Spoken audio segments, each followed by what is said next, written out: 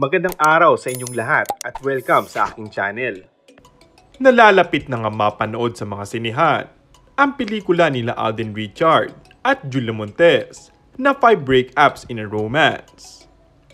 Ngayong araw ay ibinahagi ng aktres na si Julia ang isang clip sa movie kung saan makikita ang intimate scene nilang dalawa ng aktor na si Alden Richards. Marami nga ang nagulat sa very matured role ngayon ng aktres. Nauna nang binunyag sa interview ni na Julia at Alden ang gagawing intimate scenes, ngunit ibang-iba nga sa mga dating role si Julia, kaya naman gulat na gulat ang mga fans. Bukod sa kissing scene, ay may bed scene di umano ang dalawa.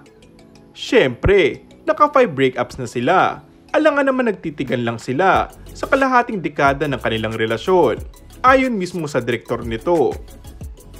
Isang malaking palaisipan naman para sa mga fans ng Coco Jules kung paano nga nakubinsi ng aktres ang ganitong eksena sa boyfriend nitong si Coco.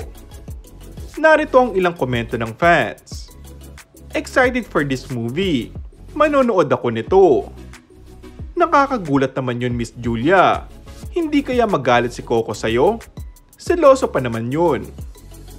Ibang-iba nga talaga si Jules. Excited na ako. Hindi ito yung Julia Montes na minahal ko. Kalmahan mo lang, Alden.